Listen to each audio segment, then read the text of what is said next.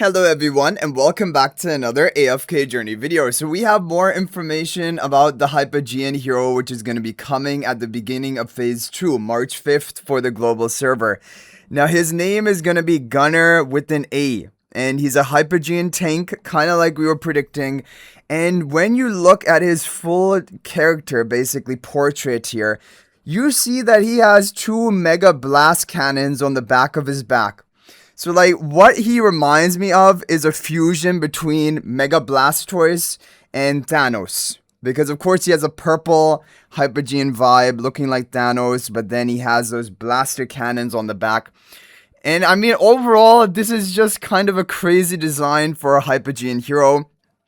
I mean, at first when I did see about this, I was a little bit disappointed we weren't gonna get Contess yet. I think that probably this means Contess will be phase 3. But that means we have to wait a while longer to see if she is actually going to be that game-breaking support hero like all the other Celestial Hypogean supports have been up until right now. So let's take a look at some of the information here. He's a warmonger. I guess kind of like Kruger type. Weapons savant. So he is obsessed with weapons. He has a blast cannons, but also on his shoulders, it looks like these are blades, right? On his shoulder. Lone destruction. He has some affiliation to Kulu. So I'm also predicting there's going to be bombs in his kit. Especially with the blast cannons, I feel like he is going to be a bomber type. But it's just really strange because he's actually a tank. Like, I mean, generally these damage dealers, and Kulu is like a marksman. But Gunnar is a tank, but may also have some elements in his kit that are like Kulu, and he's a firepower fanatic like Kulu as well. So, what is this probably meaning? I mean, obviously anything is possible, but with the blast cannons, with the fact that he's a firepower fanatic, probably going to be bombing related. I'm thinking AoE type either damage or AoE debuffs or things related to that, which lends itself more to AFK stages or to PvP, right, where you have multiple enemies. In boss content, AoE damage is usually not good, and also bomb, detonate, yeah, the AoE effect is not really gonna be great. Now, of course, there is potential that he has some crazy HP loss damage in his kit or something else, but if I had to call it right now, I would say I'm really thinking he's gonna be more AFK stage related or PvP related. Now, in terms of his actual skills, obviously we don't know anything, but I do think area of effect. I just don't really understand the fact that he has ranged blast cannons, but also he's a tank. So I don't know if he is going to be like a frontline one melee ranged tank, and then maybe also blasting the backline with his blast cannons. That could be one basically thought, but yeah, I just feel like it's a weird mix because up until right now, all the tanks literally have been one melee tanks without ranged really damage at all.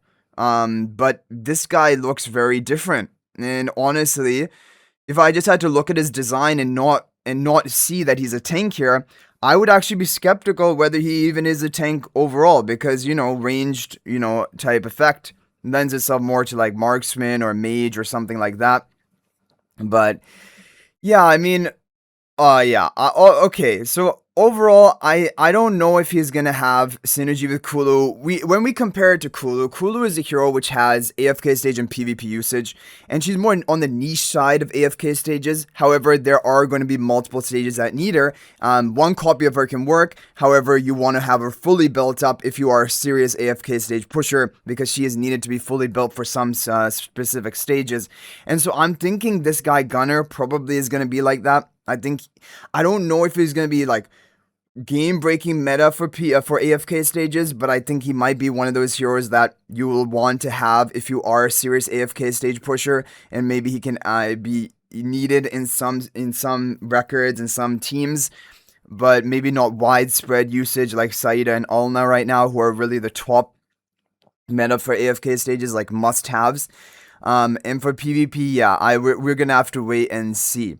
But I think that, if he does have ranged effect, right, with his blast cannons and things like that, I think he could actually have good synergy with Kulu, because then he's going to be able to fire off beyond the wall of Kulu and maybe also tank maybe he can still be frontline, but also he can still, fire off with ranged effects. He may even be the first tank that has a range higher than 1. Which seems strange and weird.